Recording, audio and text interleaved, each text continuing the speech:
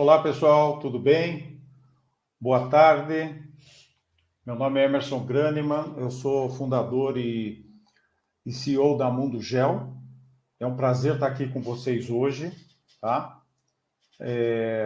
Nós vamos ter hoje o último episódio da nossa série de eventos verticais da Mundo Gel, hoje com o tema defesa, né?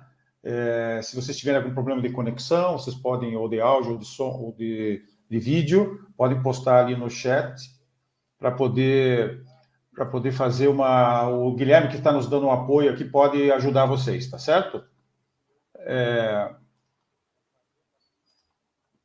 Eu gostaria de apresentar os nossos convidados de hoje, se eles pudessem ligar suas câmeras, ok?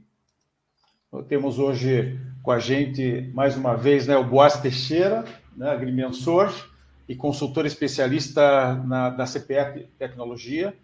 Vai nos apresentar hoje suas ideias, né, e suas informações valiosas sobre o LiDAR, estado da arte da tecnologia em captura da realidade voltado para a defesa. Tudo bem, Boaz? Tudo bem, Emerson. Prazer estar aqui de novo. Para vocês que já chegaram aí, muito bem-vindos. Será um prazer aí trocar uma ideia aí. Legal, legal. O Boaz está falando em Rio das Ostras, no Rio de Janeiro, né?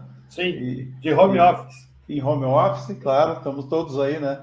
E a CPE que está participando de todos os webinars, né? Fez uma jornada, né? Passando por várias aplicações. Muito legal aí a gente está divulgando aí os produtos da CPE. Bom, e depois na segunda apresentação, nós vamos ter o Gabriel Porto, que é gerente de pesquisa e desenvolvimento da ExmoBolts, né? Vai falar sobre o drone Nauru 1000, uma solução versátil e poderosa para defesa e segurança. Tudo bem, Gabriel?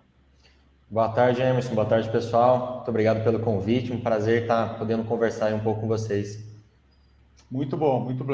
Legal, tive o prazer de estar com vocês aí com a ExmoBolts em Brasília, no evento de defesa e segurança, onde esse equipamento foi lançado oficialmente, né? Exatamente.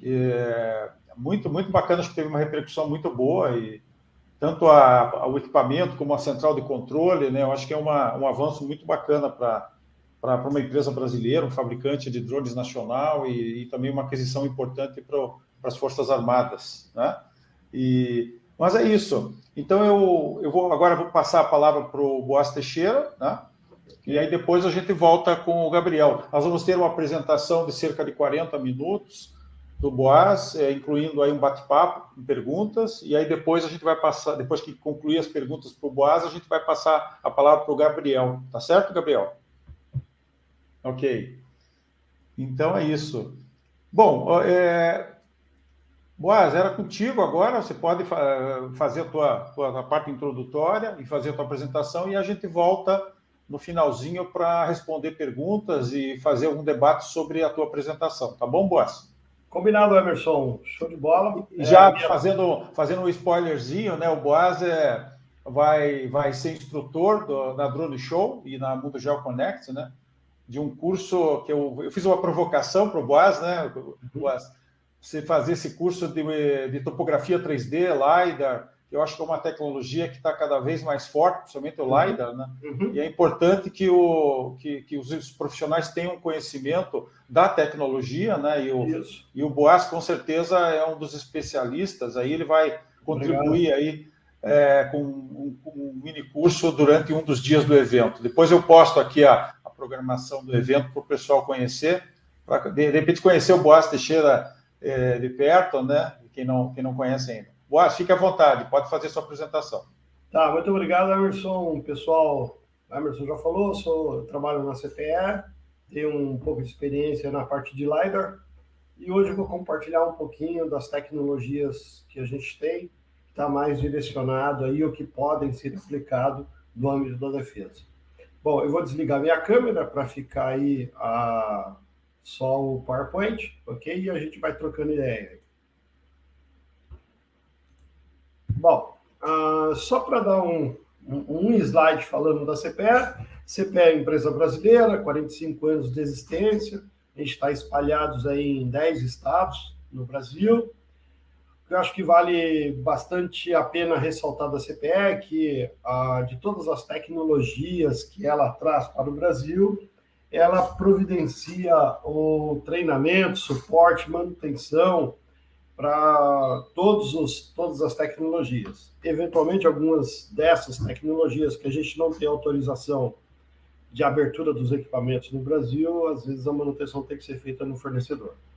Mas, no geral, treinamento, suporte, a gente faz tudo no Brasil. Acho que isso é bem importante ressaltar quando se está se tratando de tecnologia, de implementação, curva de aprendizado, né? O cliente sempre precisa de suporte. Bom, eu vou tocar num tema que acho que o Emerson até já deu um dos spoilers, né? Vamos falar de Digital Twin lá no Mundo Gel, lá na Drone Show, né? E eu vou já de cara, né? Eu gosto do tema, tenho pesquisado sobre o tema, e eu acho que o Digital Twin, no âmbito da defesa, tem tudo a ver, né? Vai de muito encontro. Eu acho que a gente tem que pensar que a gente consegue fazer a representação da realidade, ou seja, capturar aquela realidade e trazer para um ambiente virtual com a sua completeza do que está lá. Não só a geometria, né? Não só a disposição das coisas, tamanho, mas também envolve a parte de materiais, do que é composto, inclusive os processos que delineiam, né, ou permeiam a inter-relação entre os elementos que estão lá, né? De maneira que eu consigo, além de ter a geometria, representar a dinâmica dos elementos. Em outros casos, onde eu estou usando essa captura da realidade para fazer análise de vida útil daquele cenário, né? O Digital Twin vem de grande encontro, né? Então, Digital Twin é muito mais do que um 3D colorido, né? O Digital Twin vai muito mais profundo do que isso. Digital Twin traz, então, as informações coletadas em campo, também dados das fontes de onde você coletou. Quando eu penso na parte de engenharia, então eu tenho os materiais relacionados àquilo, né? A lógica e o interrelacionamento que existe naquele cenário, e com tudo isso me propicia uma análise cognitiva. E aí é onde que eu acho que realmente cabe bem dentro do âmbito da defesa, porque captura uma realidade como suporte a uma análise cognitiva, a um planejamento, a uma definição de estratégia, né, uma previsão de situação e assim sucessivamente. Então, a Digital Twin, né, uma vez feito, então dá o suporte a gente fazer as simulações. Se estamos falando no âmbito da engenharia, simulação de construção, mas se estamos falando de defesa, simulação de situações que podem ocorrer. Bom, e aí, como que eu faço a captura daquela realidade? Então, eu vou falar de um tema, né, de um dos itens, que é o que captura fortemente a parte da geometria, que é um componente importante. Então, eu vou falar de LiDAR.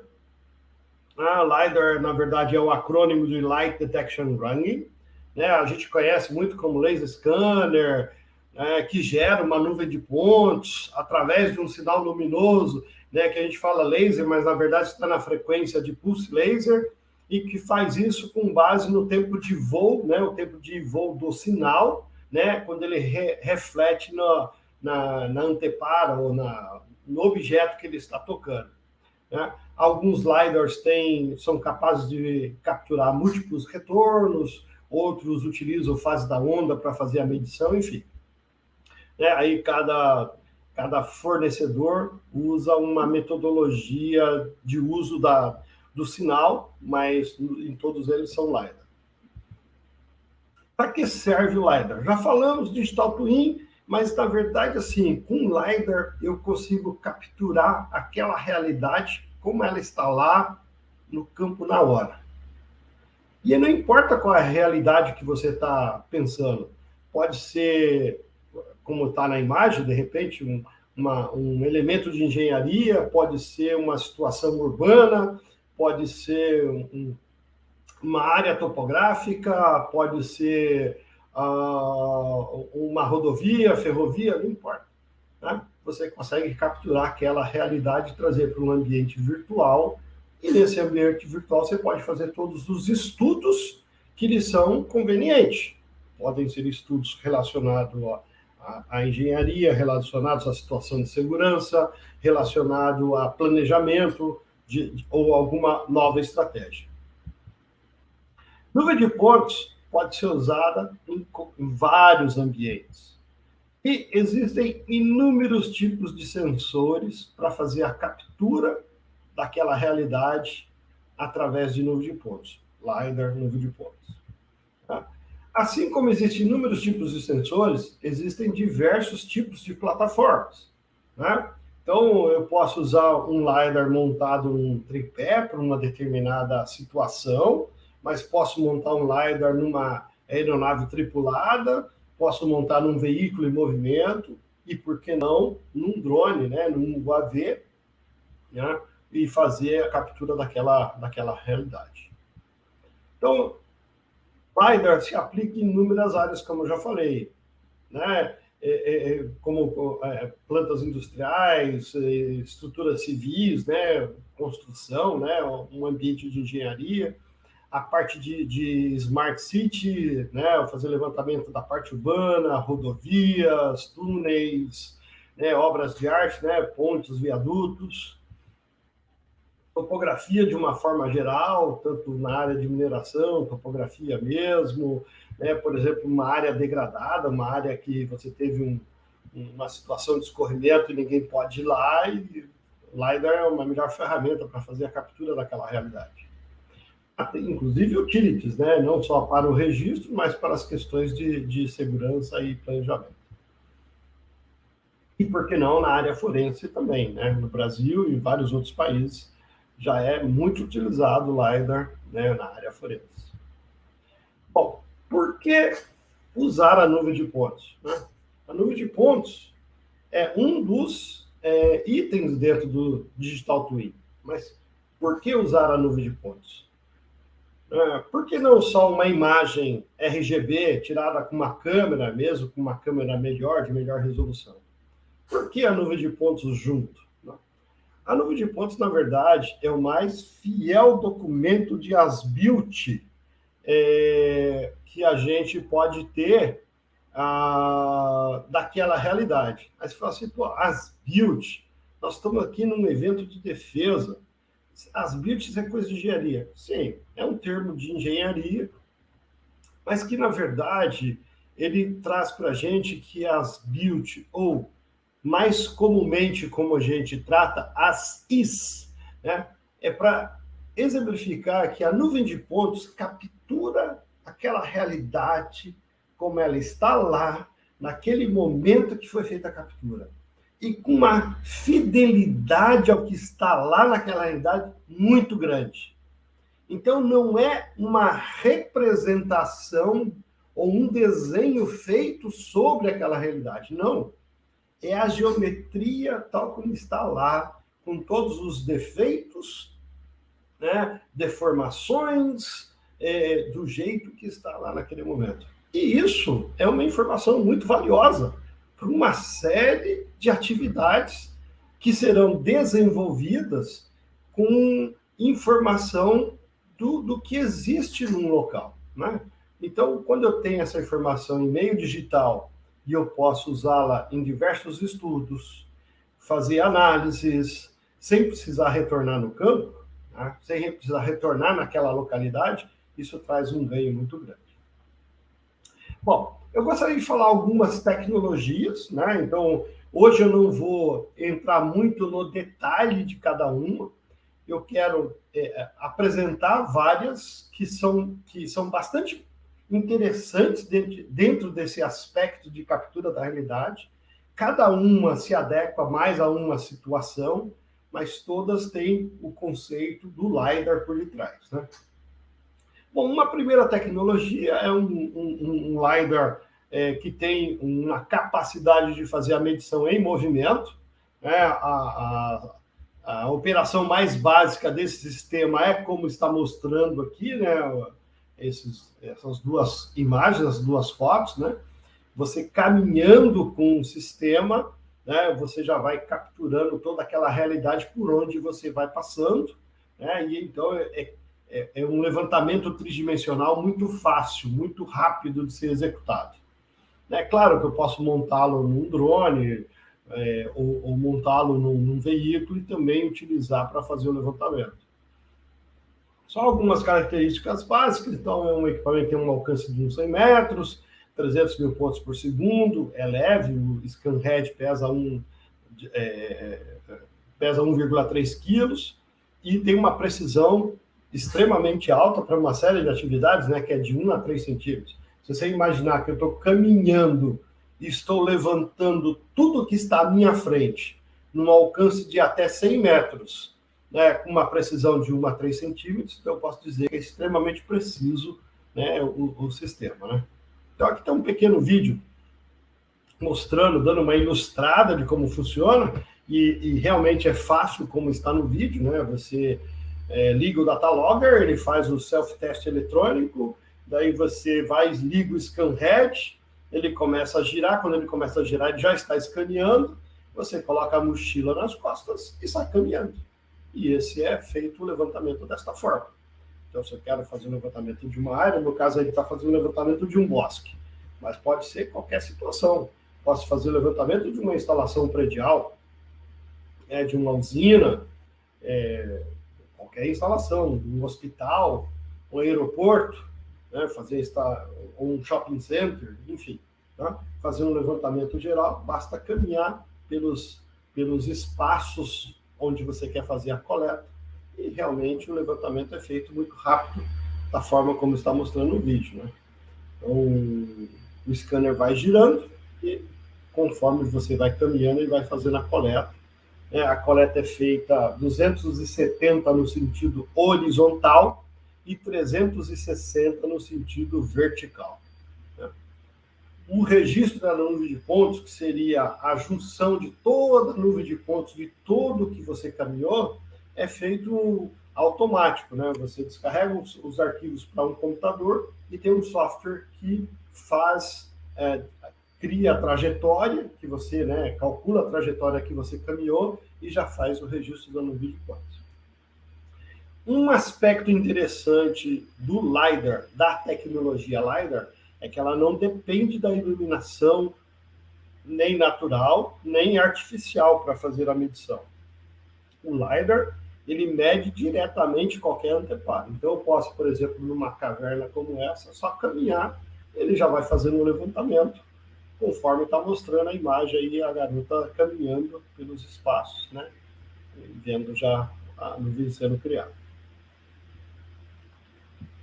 Então, essa é uma ferramenta que eu acho que é bem bacana, pela velocidade, pela praticidade, né, a facilidade com que você faz o levantamento tridimensional, né, de toda uma situação e com uma precisão de 1 a 3 centímetros. Bom, aqui só um exemplo, né, de aplicação. Esse exemplo eu até apresentei num outro evento de segurança, mas acho que vale ressaltar aqui. Então, nos Estados Unidos, o pessoal usou muito esse equipamento para fazer o levantamento das instalações, das instituições, para fazer um planejamento de segurança, né?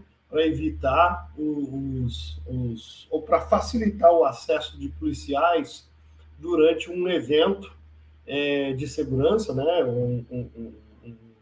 Um incidente de segurança, e com isso eles conseguiram reduzir 21% do tempo de acesso, né, da intervenção quando ele tem um problema, um incidente de segurança dentro de uma instalação, de uma instituição de ensino. Bom, um outro Um outro tecnologia, um outro equipamento que eu acho que é bem dentro dessa área, é um equipamento que está mais voltado aí para a área de levantamento com precisão, como topografia e tudo. E, no caso, esse específico é um VZ400i que tem um alcance curto, digamos, de 800 metros. Você pode falar, 800 metros é longe para algumas coisas, sim, mas para outras coisas é um alcance curto. Mas, na mesma linha, você pode ter um VZ4000, que alcança 5 quilômetros. Então, é um equipamento que faz o levantamento tridimensional com alta precisão, né? Então, nós estamos falando aqui em torno de 3 milímetros, né? E ele já tem alguns recursos internos, como GNSS, tem uma inercial, gyro, o que facilita o posicionamento da nuvem de pontos, né? Isso reduz muito aquelas atividades que você tem que ter, atividades acessórias para que você possa fazer o registro da nuvem de pontos, já referenciar a nuvem de pontos. Com isso, ele já faz isso muito mais fácil. Então, a operação desse sistema é bastante simplificada, né? Todos os recursos que nós temos hoje no mundo de Wi-Fi, aplicativo web e tudo, então a operação do sistema pode ser feita pela própria tela dele, pode usar um smartphone, um tablet, né, à distância e fazer o levantamento. Aqui tem um pequeno vídeo mostrando, né, como que ele funciona. Então, aí esse vídeo está até mostrando um pouquinho mais na área forense, né? Só você vê, tem uma situação que ocorreu, e você usa o scanner para fazer aquele levantamento tridimensional, né? E gera uma nuvem de pontos da situação. O que acho que é importante entender é que LiDAR captura a realidade como ela está lá, e claro, cada tecnologia captura com determinada precisão. Esse equipamento, por trabalhar estático, num tripé parado, ele tem uma capacidade de registro daquele cenário, daquela cena, com uma precisão de 3 milímetros. Então, para algumas análises onde eu preciso ter uma precisão maior, esse é o tipo de ferramenta que é utilizado. Quando a precisão ou o erro admissível pode ser de 1 a 3 centímetros, por exemplo, o GeoSLAM pode ser uma ferramenta mais adequada. Bom, são alguns exemplos de captura. Aqui tem um exemplo da velocidade de que esse equipamento pode trazer. Então, por exemplo, eu tenho um prédio, né? No caso aí, um estacionamento, 13 mil metros quadrados. Foi feita a captura dele todinho, com 165 posições, com esse equipamento, num período de pouco menos de 4 horas. Né? E com todo o recurso de informática que tem dentro do equipamento, nesse período de 3 horas, ao final dessas 3 horas e 42 minutos, eu já tinha a nuvem de pontos pronta, completa, para dar sequência nos estudos posteriores. Seja no estudo de engenharia, seja no estudo de planejamento, enfim. Uma outra ferramenta que eu acho que é bastante interessante, uma outra tecnologia, e aí é o LiDAR aerotransportado, né? E aí depois o Gabriel vai falar um pouquinho do Nauru e uma das ferramentas que pode ser embarcado é um LiDAR, que pode ser embarcado num UAV, né? Então, primeiro tem o Minivux, né, que tem um peso de 1,55 quilos, né? Então, na verdade, pode ser transportado por diversas aeronaves, né? O alcance desse LiDAR é curto, né, de 150 metros, o que sugere um voo baixo, né? Então, ele tem ido muito bem multirotor, né? Então, e o que entrega uma precisão da ordem de 2 a 3 centímetros voando, né, sobre uma determinada área. O que é bacana nesse equipamento são 2 aspectos. Primeiro, a capacidade de entrega de densidade de pontos no solo. Né? Por exemplo, voando aí uns 100 metros de altura, 4 metros por segundo, ele consegue fazer 40 pontos por metro quadrado. Esse modelo, Minivux 1AV, que tem 100 Hz, né, 100 kHz de taxa de medição. O Minivux atual, que é o Minivux 3 UAV, quer dizer, todos os três são atuais, mas o Minivux 3 UAV, que é o último lançamento, ele tem uma taxa de 300 kHz. Então, ele entrega 3 vezes mais pontos na mesma condição de voo. Então, se eu quero fazer o levantamento de uma área e eu preciso de uma densidade grande para me capturar toda a topografia que tem lá, então é possível ser feito, né? Então, tenho uma densidade grande.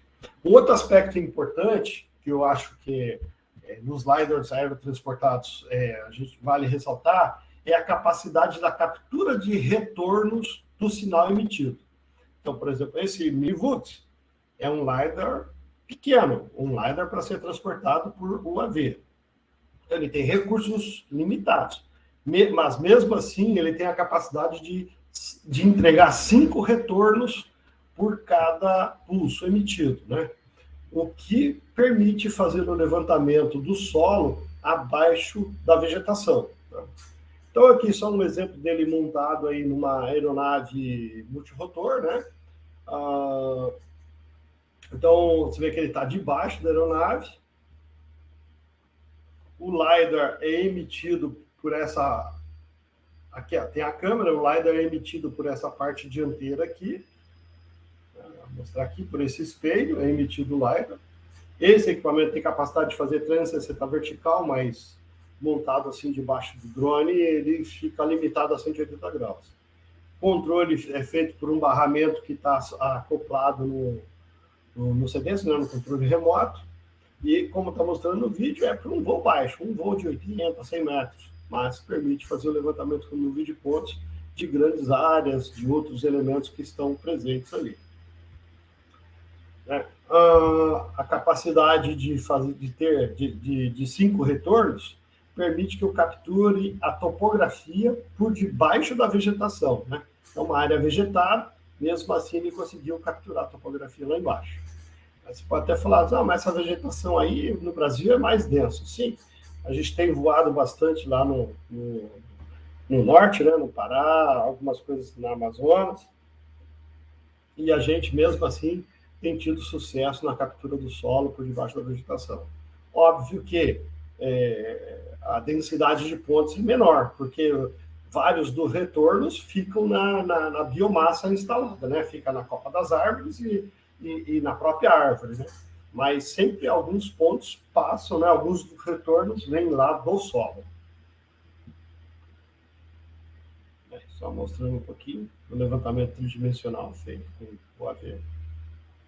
Bom, na mesma linha, né, tem um equipamento também para ser transportado em um AV, né, já é um LiDAR um pouquinho diferente em termos de tecnologia, um LiDAR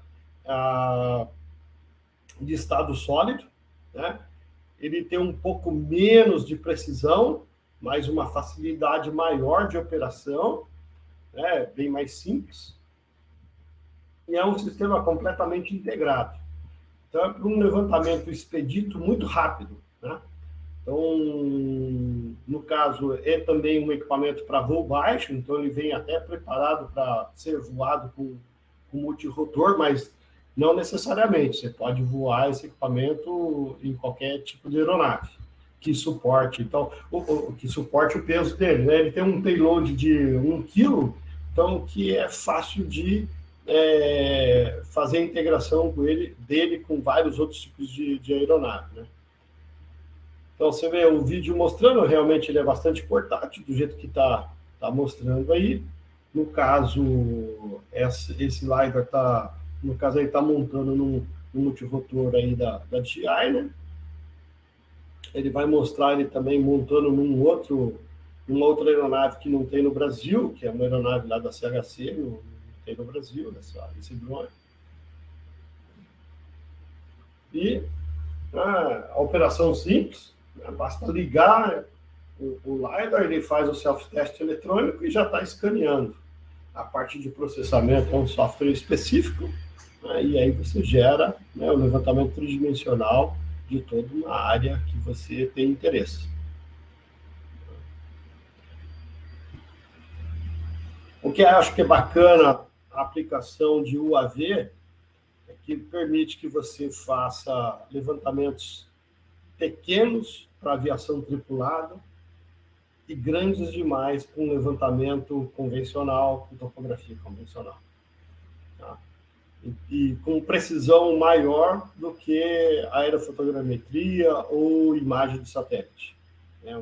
Tem uma precisão muito grande. Nós estamos falando em precisão de 3 a 5 centímetros no vertical. Então, eu teria uma topografia com alta precisão da área que eu quero levantar. Aqui só um exemplo, né? Então, eu tenho uma área vegetada, vou desenvolver uma atividade aqui, mas essa atividade, além de eu precisar de informação da vegetação, eu preciso da topografia que tem por debaixo da vegetação. E olhando essa imagem, fosse uma imagem de satélite ou se fosse uma aerofotogrametria, eu nunca teria noção do que é que tem por debaixo, né? Qual é a situação da topografia por debaixo. E quando eu vou com LiDAR, eu tenho toda a informação. Tem tanto a copa das árvores, como a vegetação e a topografia por debaixo da vegetação. Aqui tem alguns exemplos, né? Por exemplo, uma obra de arte, né? Um viaduto levantado com LiDAR, voando. Por exemplo, uma área degradada, você voou, não tem como fazer o levantamento lá dentro, voou, né? Consigo filtrar a vegetação e ficar só com a topografia daquela área. Uma outra área, né? Um levantamento topográfico geral. E aí, outras infraestruturas que podem ser levantadas. Bom, ainda nessa linha, né, eu acho que quando a gente fala de levantamento de grandes áreas, né, com LiDAR, para que eu tenha precisão e capture aquela realidade com relativa precisão, e aí a gente tem uma gama de outros equipamentos. Eu quero falar exclusivamente desse último aqui, que é o 1560-2, né? É um equipamento que você, por exemplo, pode voar a 3.700 metros de altura, ok? Pode voar a 3.700 metros de altura e capturando elementos no solo que tem no máximo 20% de refletividade. Então, de maneira que eu consigo escanear tudo, né, fazer o levantamento. Esse 1560, ele vem montado com 2 scanners, né, 2 sensores, né, então cada sensor com 2 MHz, né, de taxa de gravação. Tá? Ele consegue escanear, fazer 3 linhas para frente, nadir, que é para baixo, e backward para trás. Né? Então, num único voo, eu consigo capturar tudo daquele SWAT, né? Daquela área que ele tá escaneando, o que reduz muito o gap, né? Ou buracos que ficam na nuvem de pontos pela situação. Esse sistema já vem todo integrado com a sua inercial, com GPS, pode vir com câmera de 150 megapixels, pode vir com uma câmera NIR, né, e já vem preparado para montar numa gyro estabilizadora, né, quando eu estou lá com ele montado na aeronave, né, no Seneca, por exemplo, né, ele pode estar montado em cima dessa gyro estabilizadora, o que estabiliza o LiDAR, o que aumenta ainda mais a precisão e reduz os cálculos de correção.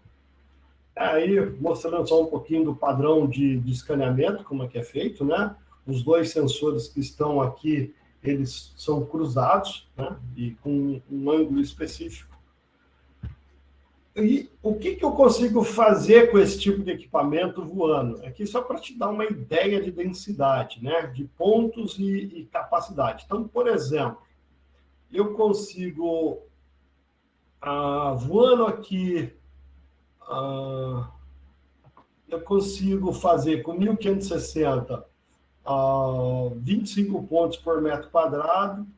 Fazendo 25 pontos por metro quadrado, eu consigo fazer aí em torno de 400 quilômetros quadrados por hora, numa densidade de 25 pontos por metro quadrado. Então, você tem ideia da produtividade que isso é capaz de fazer. Aqui tem um pequeno vídeo mostrando, né, em 1560. Então, no caso aqui, nessa imagem, ele vai estar montado no nariz da aeronave. Né, você vê, são 2 sensores. Né, no caso ali, está com uma câmera RGB, mas pode ser montado com uma câmera NIR. Tem a IMU e o GNSS, são da Planix. E esse é feito o levantamento. Então, um laser verde e um vermelho cruzado, você vai voando, ele vai fazendo o levantamento de toda aquela faixa, né? Aí você vê um pouquinho como que fica a nuvem de pontos de uma árvore, por exemplo, tanto o verde um scanner, o vermelho outro scanner, né?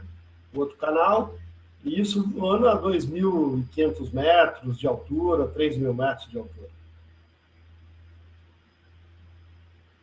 Então, você vê para frente, para trás, nadir, né, mostrando a capacidade que ele tem de fazer escaneamento.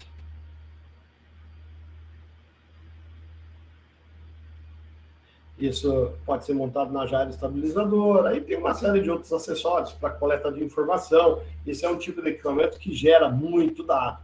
Então, você tem que ter um grande sistema de armazenamento dentro da aeronave. No caso aí, ó, nesse CNK está montado na aeronave, no nariz da aeronave, e aí decola,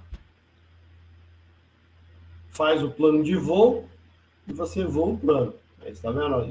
Essa é a tela do computador dentro da aeronave. E aí você faz o levantamento. Precisão final, nós estamos falando aí de 5 centímetros.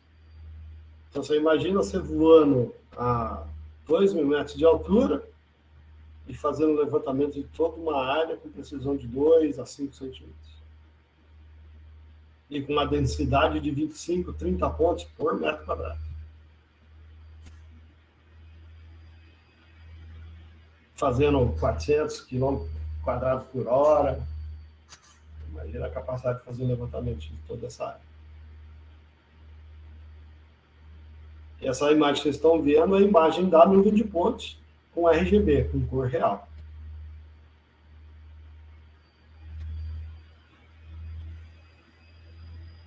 Então, só fazer levantamento de corredores da área urbana, levantamento de áreas de uma forma geral, enfim. Algumas imagens de nuvem de pontos gerada por esse tipo de equipamento. Você vê o nível de detalhamento.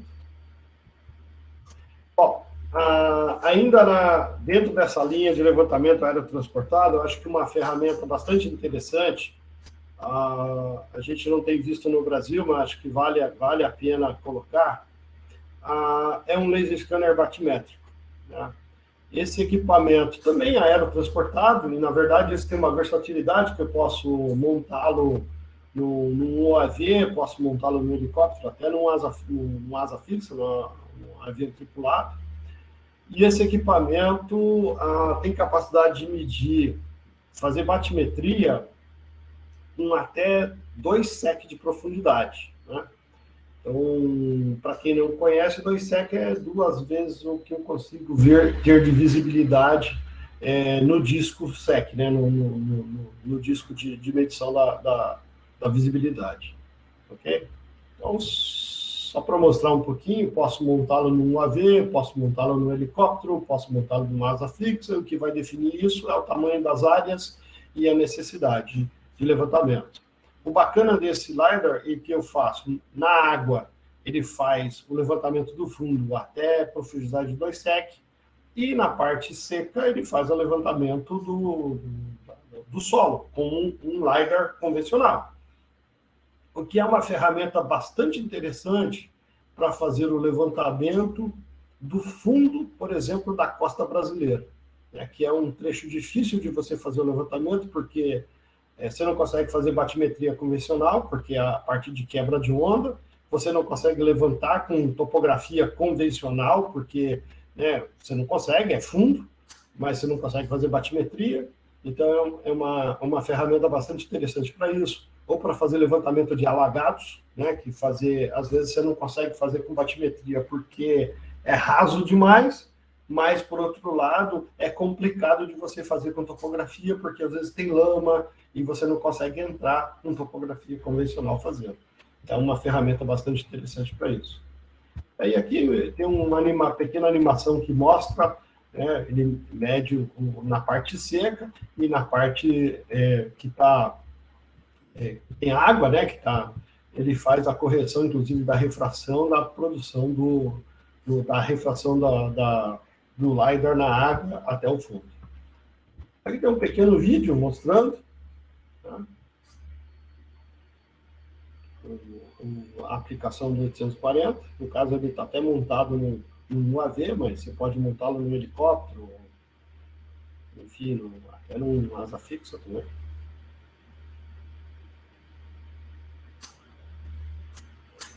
O equipamento é todo compacto, do jeito que você está vendo, né? Laser verde. Pode ser montado com uma câmera RGB, pode ser montado com uma IR.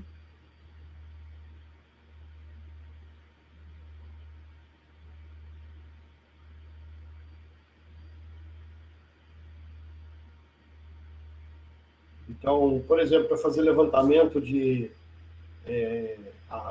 assim, por exemplo, é um rio raso, que precisa fazer batimetria, levantamento de fundo.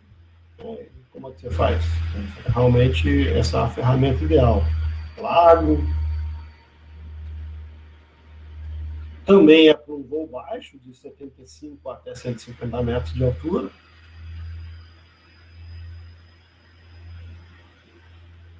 Ele faz a correção da refração. Mede até 2 sec de profundidade. Então, realmente, para águas rasas é excelente.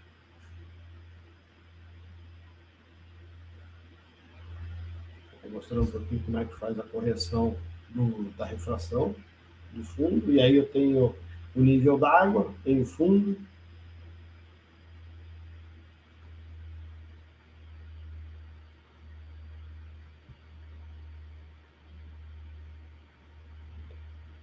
Então, essa é a ferramenta.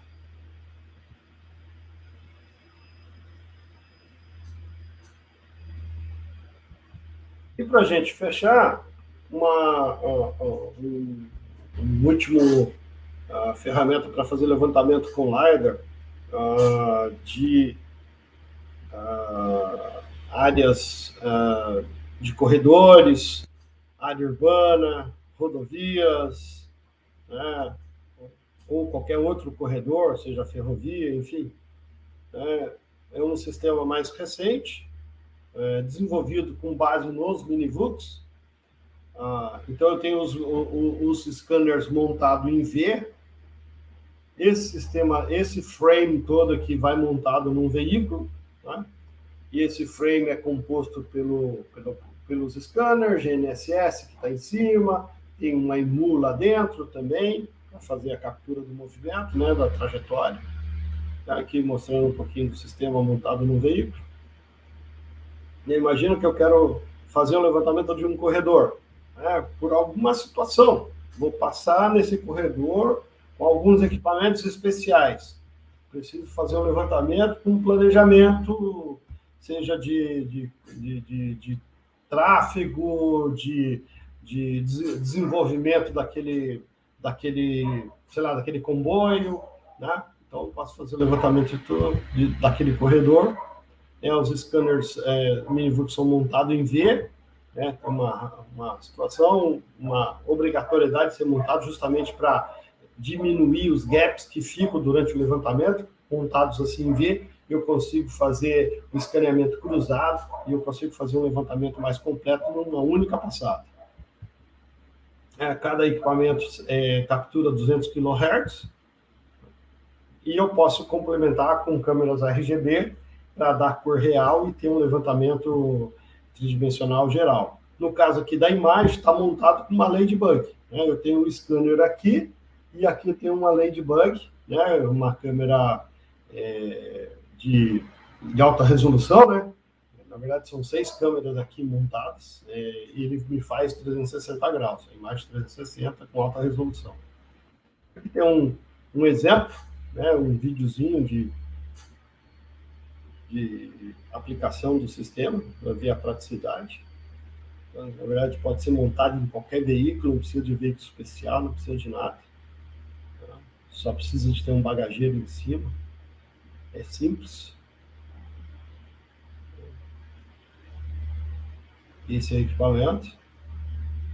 Tem uma forma específica de encaixar, só colocar na posição, colocar as travas. Tem um jeito certinho de encaixar. Dentro do veículo tem um control box, onde recebe a conexão de todos os sensores, dos scanners, da IMU, do GNSS, e se você tiver um medidor de odômetro também, né, você conecta nesse control box, e desse control box vai para o software que está no notebook, que é o que faz o registro integrado de todas as informações, para você ter um levantamento tridimensional daquela trajetória que você definiu fazer o levantamento.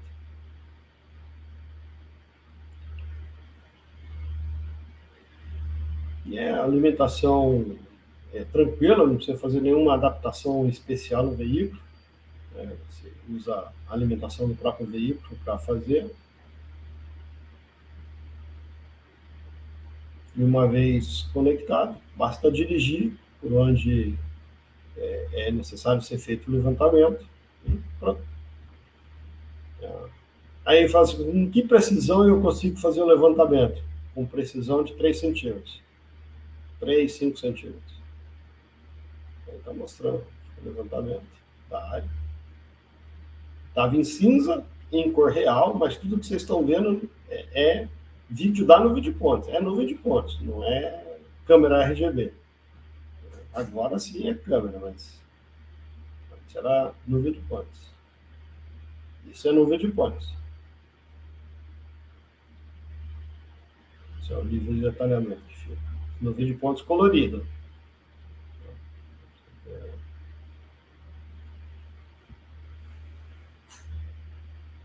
É um sistema que eu posso coletar até 80 km por hora. Posso dirigir 80 km por hora e ele está escaneado. Com esse nível de detalhamento.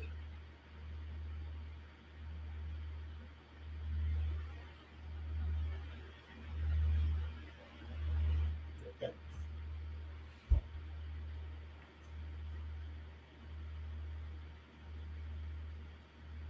O nível de detalhamento da nuvem de pontos.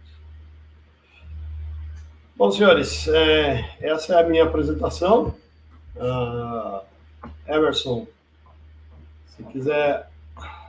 Ok, Teixeira, estamos aqui. Bom, então, meus dados, quem quiser trocar uma ideia também no privado, só chamar lá no direct, mandar um WhatsApp. Tá certo. Não, foi ótimo, né? Foi ótima a apresentação. Acho que essa é uma tecnologia disruptiva, né? Inovadora, e está fazendo, digamos assim, criando... disruptiva porque ela não é só um substituto de outras técnicas de levantamento, mas ela faz algo que jamais foi feito com outras técnicas, por isso que ela é disruptiva. Né? Exato. Isso mesmo. É como os drones. Os drones são uma tecnologia disruptiva. O sensor, né? Nós estamos falando muito da captura do dado, né? O drone nada mais é que uma plataforma, né? Que voa. E o drone também faz muito mais coisas que nunca se pensou em fazer, né? Assim como o nosso celular, né? Ele foi criado para falar, mas hoje o que menos a gente faz com ele é falar, né? Faz tudo com ele. Bom, exatamente. Tem acho que dá tempo da gente fazer umas 2, 3 perguntas, Boaz. E o Rodrigo Ângelo pergunta qual a estimativa de volume de dados por metro quadrado.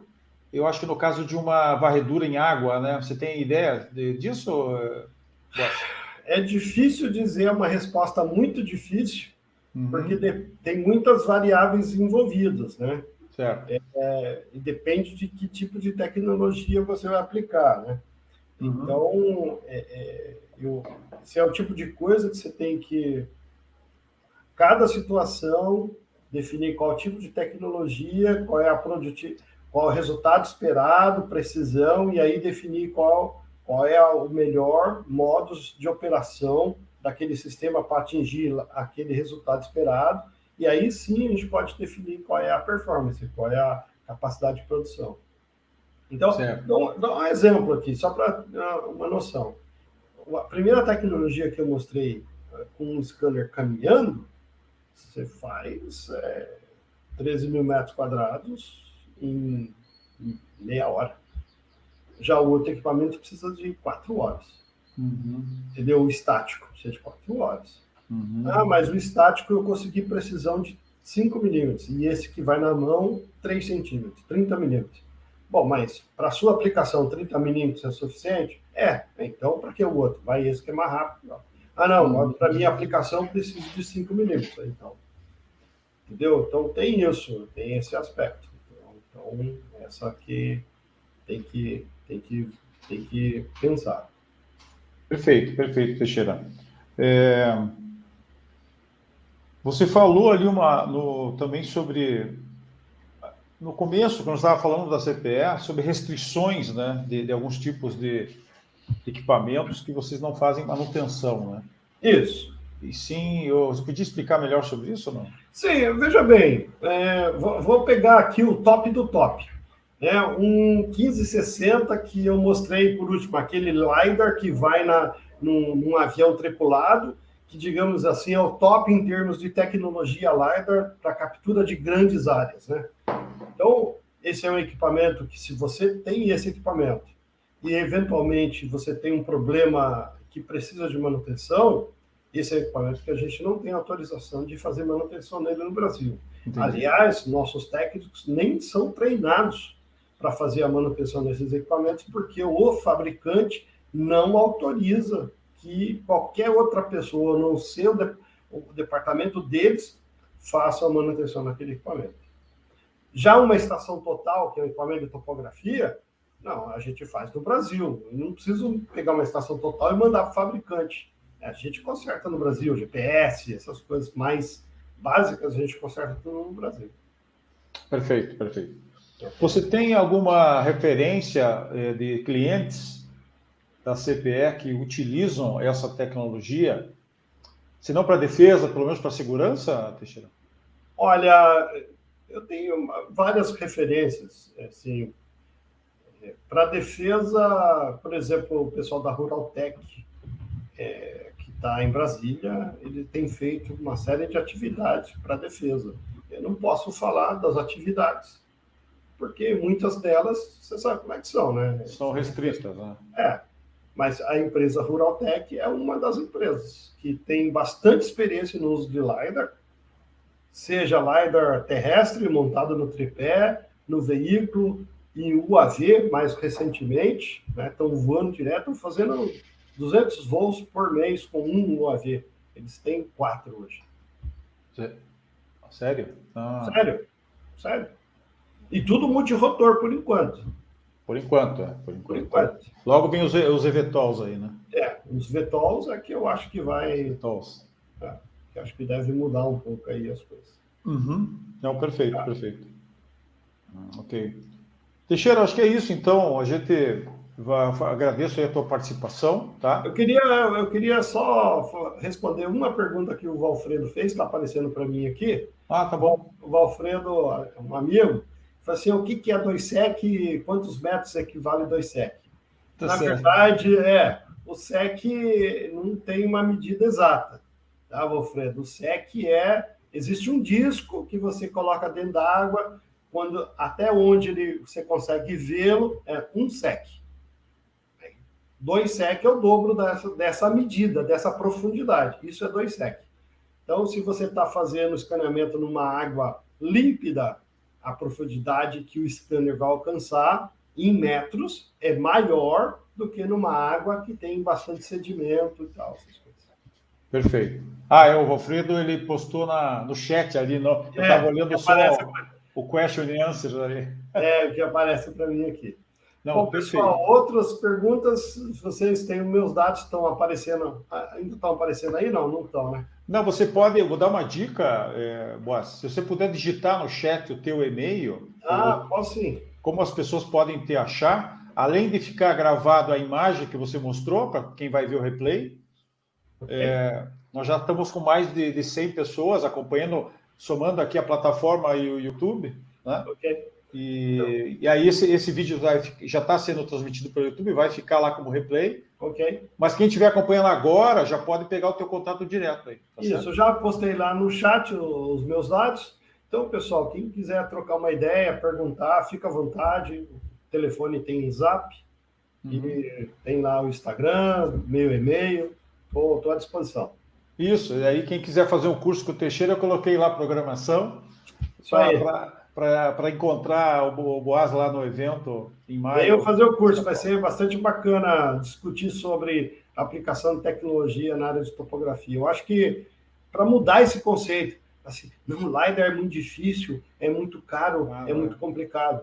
E aí, Emerson, desculpa, 30 segundinhos, tá vendo? Tem cabelo branco, certo? Quando eu aprendi sobre GPS, que hoje chama GNSS, também era caro, era complicado, e hoje, cara, você tem isso num celular. Tá certo? E eu lembro muito bem, lá no passado, quando eu aprendi, né, eu falei assim, nossa, isso é muito difícil, é muito complicado, vai ser complicado na topografia. E eu te falo, eu mesmo disse, quando eu terminei o curso, falei assim, isso aí, eu não sei o quê, tá certo? Então, e a coisa mudou. Eu sou da época que você tinha que ficar várias horas em cima do ponto para obter uma coordenada mais precisa, né? Exatamente. Hoje você não precisa ficar horas, você vai fazer outras coisas com essas horas. Exatamente. Tá bom. Tá bom, então. Muito bom te reencontrar aí, agradeço a tua participação, tá bom? Tá bom, muito obrigado pelo espaço, Emerson. Tudo de bom para vocês aí. Pessoal, obrigado pelo tempo de vocês. Tá bom, um abraço, Teixeira. Tudo de bom, viu? Tchau. Bom final de ano. Ok. Bom, pessoal, agora vamos passar para o Gabriel, né? Gabriel, tudo bem? Beleza. Já emendamos direto, não tem... são quase 90 minutos aí, dividido em 2, né? Não tem muito intervalo, que nem jogo de futebol, não. Toca direto. Beleza. Né? Vou começar a compartilhar aqui. Isso, Gabriel, pode assumir aí. E a hora que tiver compartilhar direitinho, eu te aviso. Tá perfeito, tá? O Gabriel vai fazer a apresentação dele, daí depois que ele terminar, a gente vai bater um papo com o Gabriel, pessoal. Curtam aí, tá bom? Fique à vontade, Gabriel. Beleza. Bom, pessoal, muito prazer, boa tarde para todo mundo. Vou comentar um pouco hoje sobre o sistema Nauru 1000C da XMobots. Primeiramente, me apresentar, né? Meu nome é Gabriel Porto, trabalho com pesquisa e desenvolvimento aqui na XMobots, sou o gerente responsável pelo programa que desenvolveu esse produto aí, o Nauru 1000. Fazendo primeiramente uma introdução, né, rapidamente também, comentar só um pouquinho sobre a XMobots. Basicamente, para quem não conhece, a gente é uma empresa 100% brasileira aí do ramo dos drones, né? A gente é a maior fabricante de drones da América Latina. Então, o nosso principal mercado hoje é o agronegócio, né? Os drones de mapeamento e pulverização, mas a gente está entrando também agora na parte dos equipamentos de defesa, que é o equipamento justamente que eu vou comentar hoje, um pouco sobre o Nauru 1000C. Então, um drone que a gente acabou de lançar, voltado basicamente para o mercado de defesa, e que eu vou explicar um pouco, né, um pouco do projeto desse equipamento, como que ele opera e quais que são as aplicações. Mas basicamente o Nauru 1000, ele é um sistema de aeronave remotamente pilotado. Então, no mundo militar, de defesa, a expressão mais utilizada é o SARP, né, ou o UAV. Justamente, então, o sistema um sistema composto por drones, digamos assim. Esse sistema foi desenvolvido pela XMobots, a gente desenvolveu aqui dentro, para aplicação, então, como eu comentei, no mercado de defesa e segurança, e a gente poderia classificar ele como um sistema tático de categoria 2, então, para missões de um nível tático, e a categoria 2 é uma nomenclatura específica também do mundo militar, mas basicamente para a gente ter uma noção da ordem de grandeza, geralmente são equipamentos aí entre 100 e 200 quilos, mais ou menos, de peso de decolagem. Então, já é um equipamento grande, não são aqueles UAVs gigantes, né, de grande capacidade, mas já é um equipamento de um porte relevante. Mas aí vem uma questão, né, que eu vou comentar um pouco sobre o sistema Nauru 1000. Por que a gente sempre fala no sistema? Porque o sistema, ele sempre tem a aeronave remotamente pilotada, o drone em si, que quase sempre é o foco, mas como o próprio Emerson, se não me engano, comentou já hoje, o drone em si, ele é só uma ferramenta, né? Ele não é o produto, ele não é o que gera o resultado especificamente. O que gera resultado são as cargas pagas, os payloads. E aí, então, quando a gente fala do sistema, não faz sentido pensar no sistema somente como aeronave, e sim como um todo, envolve também as cargas pagas. Então, aqui eu listei algumas dos sensores que já estão provisionados de serem integrados nesse sistema, que a gente já tem pronto, mas também existem uma infinidade de outras possibilidades que podem ser integradas, como, por exemplo, os próprios LiDARs que o Boaz estava comentando, é o tipo de sistema que também poderia ser agregado a essa aeronave. Isso é a parte que está embarcada, é a parte que está voando. Então, a aeronave e os sensores. Mas justamente como é uma aeronave remotamente pilotada, a gente precisa também de uma estação de controle em solo. Então, que é basicamente de onde o piloto, o operador, está controlando o equipamento e os sensores em si. E para fazer a comunicação entre essa estação de controle e a aeronave, o tal do enlace C2, enlace de comando e controle, a gente tem também o terminal de transmissão de dados, que nada mais é do que as antenas de comunicação e os componentes eletrônicos para fazer essa interface entre a aeronave, entre os sensores e a estação de controle. Agora, sem me aprofundar muito em nenhum item, mas eu vou dar uma passada na sequência, então, em cada um desses componentes do sistema, mostrando um pouquinho sobre as características deles e o tipo de resultado que eles vão entregar. Então, falando primeiramente sobre a aeronave em si. Então, algumas características dessa aeronave. Primeiro, é uma aeronave VTOL, então pouso e decolagem vertical, né? Ela é uma aeronave que combina características asa fixa com características do multirotor. Eu vou mostrar um pouquinho mais sobre como é essa solução dentro da nossa aeronave num slide na sequência. Mas justamente para fazer essa solução do pouso e decolagem vertical, a gente utiliza a propulsão híbrida. Então, a gente combina propulsão combustão na parte asa fixa, naquele motor traseiro ali, montado na cauda da aeronave, digamos assim, na cauda da fuselagem. E a gente tem também 8 motores elétricos que fazem a propulsão de decolagem, que fazem a parte do pouso e decolagem vertical. Então, ele é um sistema híbrido.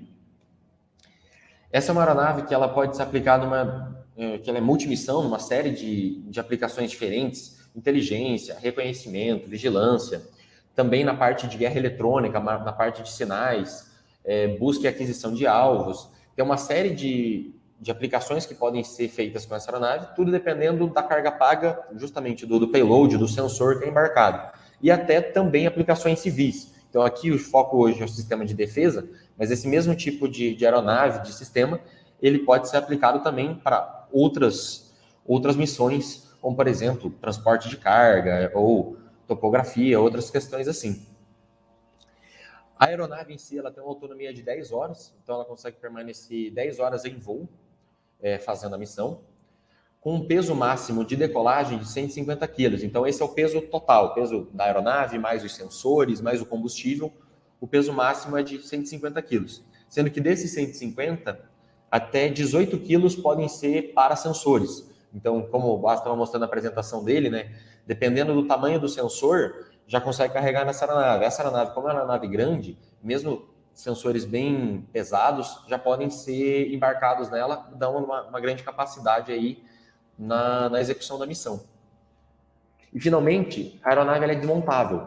Então, para você manter a facilidade de operação e a versatilidade do drone, essa aeronave ela desmonta. Então, as pontas de asa soltam, o trem de pouso solta, ela desmonta em várias partes, e essas partes são colocadas dentro de cases robustecidos, e aí você transporta esses cases dentro de um caminhão, dentro de um avião de transporte de carga, rebocado. Você tem opções para transportar esse equipamento, levar até onde ele vai ser empregado, e lá sim você monta dando muito mais versatilidade para o sistema. Falando agora um pouco justamente da parte VTOL. Então, o VTOL agora tá na moda, digamos assim, né? Quase todos os novos equipamentos eles são VTOL. Isso também é uma tendência aqui da empresa.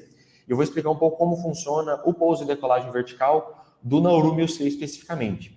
Então, basicamente, a gente tem uma primeira fase de voo, que é a fase em que a aeronave decola, então ela ganha a altura de voo, e depois ela vai acelerar para fazer o voo asa fixa. Nessa primeira parte que mostrou aqui no vídeo, ela está basicamente utilizando a propulsão elétrica, os motores elétricos, bateria, para fazer a propulsão através desses 8 motores que estão montados naqueles montantes pretos ali em cima das asas.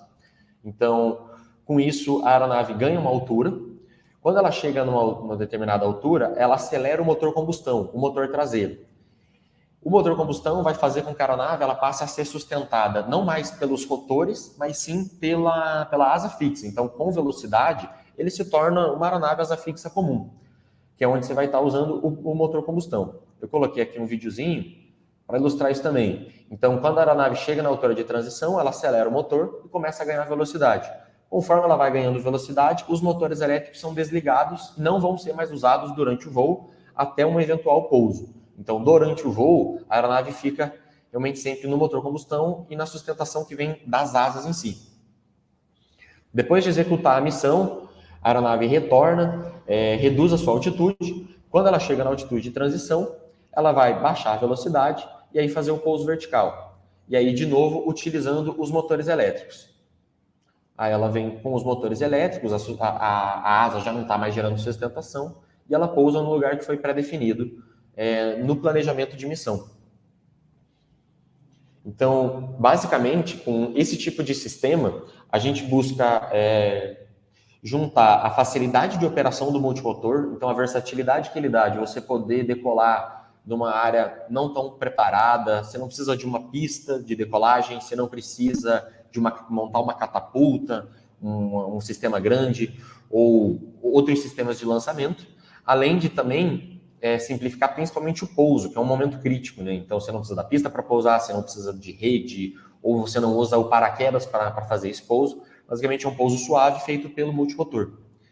Mas o multimotor, ele tem essa facilidade de operação, essa segurança maior, mas ele acaba tendo limitação de autonomia, né? Por isso, a aeronave tem também o sistema asa fixa, que com a asa fixa que você consegue uma autonomia melhor, tipo aquelas 10 horas lá que eu comentei, então que são a autonomia desse sistema.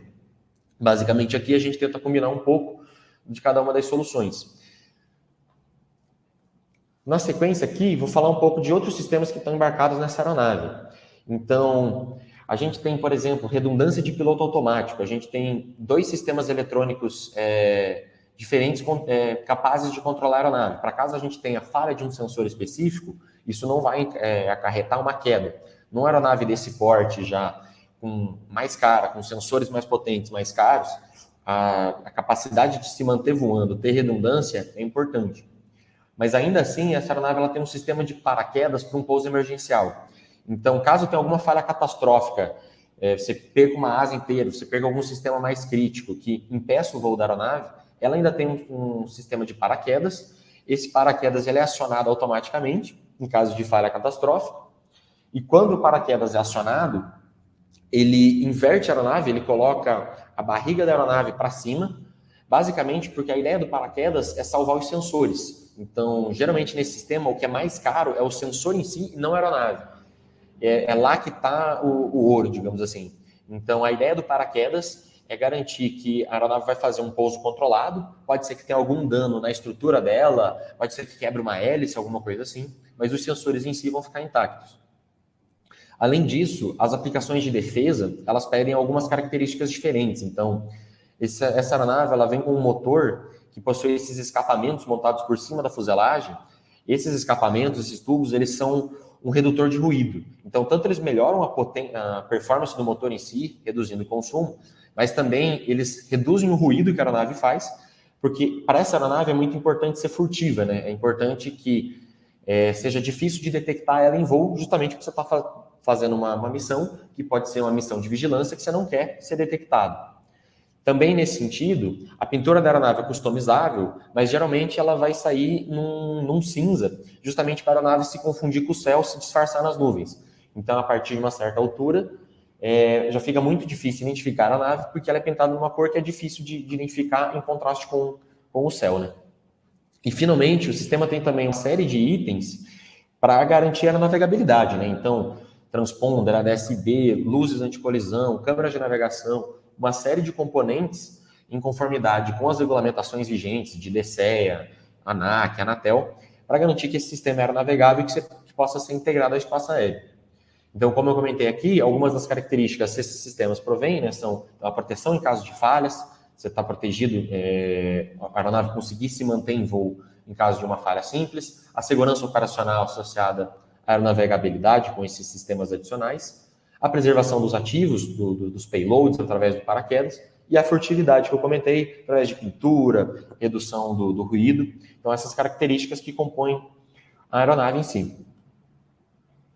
Falando da aeronave, passo agora a falar um pouco dos sensores.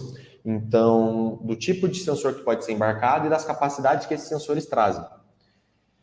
Vou comentar aqui, primeiro, sobre o XMobius XSys. Então, um sistema também desenvolvido pela gente, basicamente um gimbal, né, uma torreta estabilizada, com câmeras EO e MWR. Então, esse sistema tem uma câmera eletroótica Full HD, com 30 vezes de zoom. Então, uma câmera, né, uma câmera RGB comum, mas com uma capacidade de zoom muito boa para você fazer a vigilância e aquisição de alvos. Ele tem também uma câmera MWR, então que é basicamente uma câmera infravermelha, e o MW é porque ele opera na faixa de infravermelho médio. Então é uma faixa específica que dá uma precisão maior, que dá uma capacidade de resolução maior, e é uma câmera com zoom também. Então isso já não é algo que é tão simples, né? Uma capacidade bem bacana, que é uma câmera termal com capacidade de zoom, justamente para você conseguir detectar melhor os alvos que você tem interesse. Esse sistema, essas câmeras, elas são montadas, então, nessa estrutura, nessa torreta, que basicamente ela tem uma grande capacidade de estabilização. Então, ali tem até um número de referência, 85 microradianos, o que basicamente significa, esse sistema ele tem uma estabilização feita tanto por hardware quanto por software, que garante que mesmo em voo, com a vibração da aeronave, com oscilação, com vento, você consegue uma imagem com bastante zoom e bastante estável para conseguir fazer observação aérea.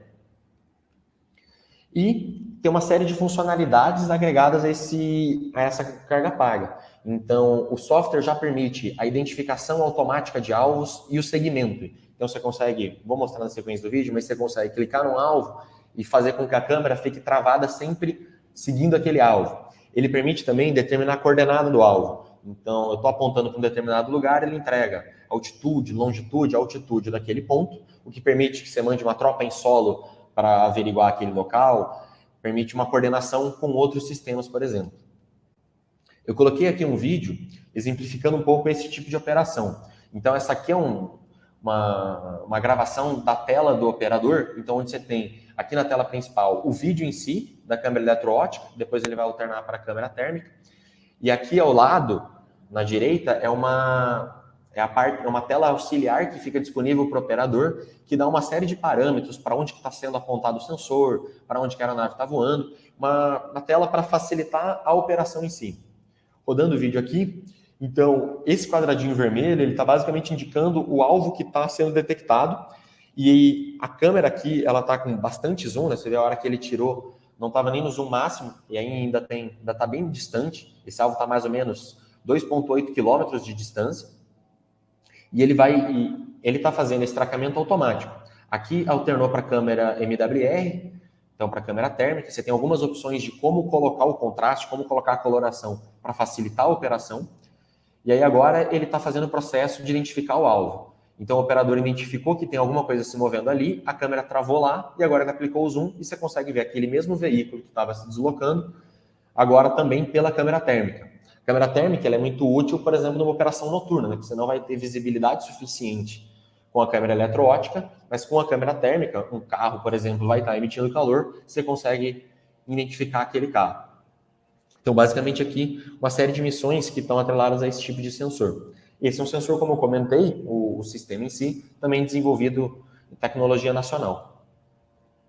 Aí falando um pouco dos outros payloads, coloquei aqui também o radar. Basicamente, o radar que pode ser integrado nesse sistema, ele é um radar de abertura sintética, um radar SAR com duas funções. Então, ele tem a função GMTI, que é o Ground Moving Target Indicator, GMTI. Basicamente, é um radar para fazer a detecção de alvos móveis em solo. Então, eu coloquei aqui na imagem da esquerda, tem um exemplo. Como é que funciona esse radar? Ele tem uma antena montada para fora da aeronave, ele vai girando essa antena, e semelhante ao funcionamento de radar de aeroporto, por exemplo, ele vai detectando alvos se deslocando.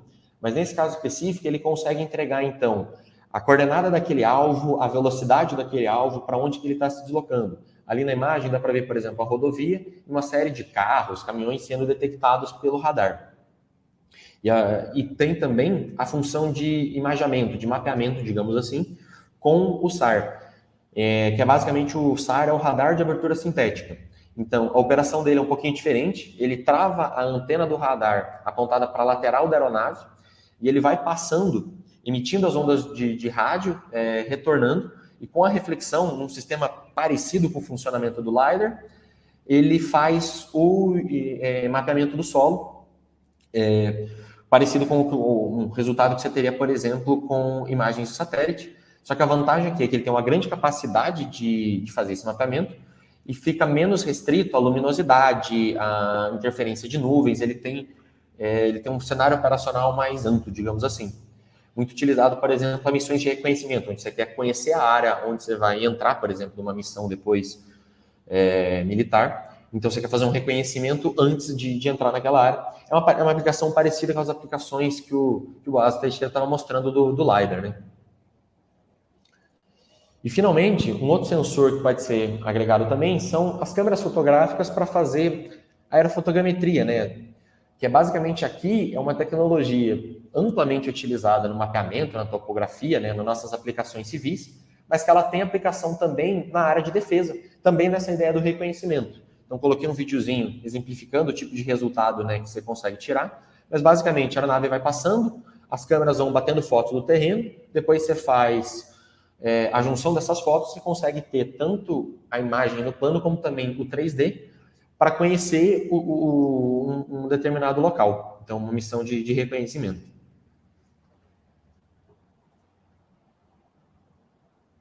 Comentei um pouco sobre os sensores. Aí agora, basicamente, com isso a gente consegue entender as aplicações da aeronave, mas como que a gente opera ela de solo. Então, falando um pouco sobre os nossos sistemas de solo. Então, tem o terminal de transmissão de dados, que, como eu comentei, são as antenas de comunicação que fazem a ponte entre a aeronave e a estação de controle. Então, essas antenas, elas operam em duas faixas de frequências. Então, a gente vê ali, tem duas antenas montadas no sistema, basicamente para ter redundância. Então, da mesma ideia que a gente tem redundância na eletrônica embarcada na aeronave, a gente tem também redundância no solo de comunicação. Então, numa aeronave que você pilota remotamente, o enlace de comunicação ele é muito importante. Por isso é importante trabalhar em duas faixas de frequências nesse tipo de aplicação. Desculpa, pessoal. Basicamente são frequências diferentes. Com isso, a aeronave está estabelecendo basicamente dois enlaces diferentes, e se eu tiver interferência, ruído em uma desses enlaces, eu consigo manter a comunicação através da segunda faixa de frequência. Além disso, esse sistema tem o apontamento automático para a aeronave. Então, essas antenas elas estão em solo e elas estão, através de coordenada de GPS, o tempo todo identificando para onde a aeronave está e apontando diretamente para ela. Isso porque esse sistema ele opera através de ondas de rádio em visada direta. Então, eu preciso ter visada entre a aeronave e as antenas de comunicação. E aí, para garantir um alcance maior, uma capacidade operacional maior, essas antenas estão sempre fazendo esse apontamento automaticamente para onde a aeronave está. Com isso, a gente consegue um alcance de 60 km, então, em torno da estação de controle, em torno das antenas de comunicação, a aeronave tem um alcance de comunicação de 60 km, permitindo operar dentro daquele raio, em qualquer lugar daquele raio. E esse sistema ele fica montado numa haste telescópica. Então, uma haste que é içada para esse sistema ficar mais distante do solo, justamente para ele ficar menos suscetível à interferência, com maior capacidade de ter uma visada direta, melhorando o elástico de comunicação, ficando bem mais robusto. E, finalmente, falando um pouco da estação de controle. Então, onde o operador de fato fica, né? Qual que é a interface dele com esse sistema? Essa é a estação de controle que a gente tem. Então, quais que são as características? Para esse sistema, a estação ela é bem mais completa do que uma estação comum de drones, né? Então, num drone mais simples, um drone de outras aplicações, por exemplo, um DJI, geralmente a estação é basicamente um rádio, ali onde você conecta o celular, algo do tipo, ou um notebook, um tablet. Aqui já é uma estação bem mais completa e bem mais robusta. Então, ela tem 3 módulos de controle redundantes. Eu vou explicar um pouquinho melhor na sequência como que funcionam esses módulos em si, mas são 3 baias, digamos assim, de operação. E em cada uma dessas baias, você tem uma série de equipamentos de interface. Então, você tem manche, manete para você fazer o controle da aeronave. Você tem 3 telas diferentes para você conseguir ter bastante informação sobre todo o que está acontecendo no sistema. Tem também o teclado e o mouse. Todos os componentes eles são robustecidos, porque aqui é esperado uma aplicação na área de defesa, é uma aplicação onde você precisa de robustez no sistema. Você pode estar em regiões aí despreparadas, onde é importante o sistema ser bem robusto.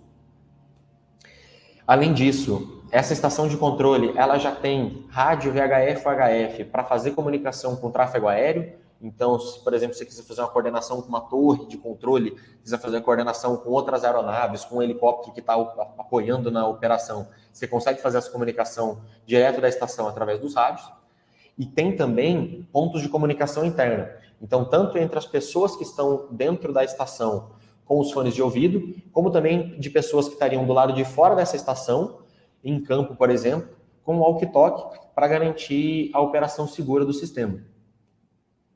Como eu falei, esse sistema ele é mais completo e ele é autossuficiente, digamos assim. Então, ele tem iluminação própria, ele tem ar-condicionado, ele tem poltronas ergonômicas, porque a ideia é, você vai entrar numa missão de vigilância, numa missão de monitoramento, você vai precisar ficar muito tempo naquela operação. Então, aqui é importante que você tenha um ambiente bem confortável que permita o operador ficar 4 horas seguidas, 8 horas revezando, mas que você vai ficar numa operação longa, e com conforto, com a capacidade de se manter nessa operação durante bastante tempo. Além disso, você não consegue garantir que esse sistema vai necessariamente estar num local onde você tem acesso à rede elétrica, onde você tem acesso à energia. Então, a gente fornece também um gerador a gasolina dedicado para alimentar esse sistema. Então, um gerador comum, que você alimenta o sistema e que você passa a não depender mais da rede elétrica. Se você estiver num aeroporto, num lugar que você tem a rede elétrica, beleza, você pode conectar direto na rede comercial, mas senão você tem a opção também do gerador a gasolina. E, finalmente, essa estação que a gente está vendo aqui, essa imagem principal, com as telas, com as poltronas, isso pode ser montado em diferentes estruturas. Então, eu coloquei aqui a imagem, por exemplo, de um trailer, um reboque, onde você pode montar a estação, pode ser acondicionado também num container para colocar em cima de um caminhão, pode ser colocado dentro de uma van, dentro de um barco, de uma embarcação. Você tem uma série de possibilidades. Basicamente, você transfere esse sistema para um outro local, para um outro case, digamos assim, um shelter, e dependendo da aplicação que vai ser feita, do cenário operacional em que ele vai atuar. Por exemplo, se ele vai atuar na marinha, faz sentido isso, por exemplo, estar dentro de uma embarcação, no barco. E nesse mesmo shelter, você pode transportar os cases e todos os componentes da aeronave, por exemplo. Então, num único volume, você consegue transportar a aeronave, os sensores, as estações de controle para fazer o emprego do sistema. E aí, como é que funciona dentro dessa estação? Por que a gente tem mais de uma baia, mais de um ponto de operação? Basicamente, porque nesse tipo de missão, faz sentido ter a operação ser feita por pelo menos 2 pessoas. Uma pessoa que é o piloto em si, e outra pessoa que é o operador de sensores. Então, o piloto, ele é o responsável por fazer o planejamento da missão que vai ser executada, por controlar a aeronave e por garantir a segurança de voo. Enquanto isso, o operador de sensores, ele está fazendo o controle dos sensores. Então, por exemplo, do apontamento das câmeras, do zoom que está sendo aplicado, qual câmera está selecionado.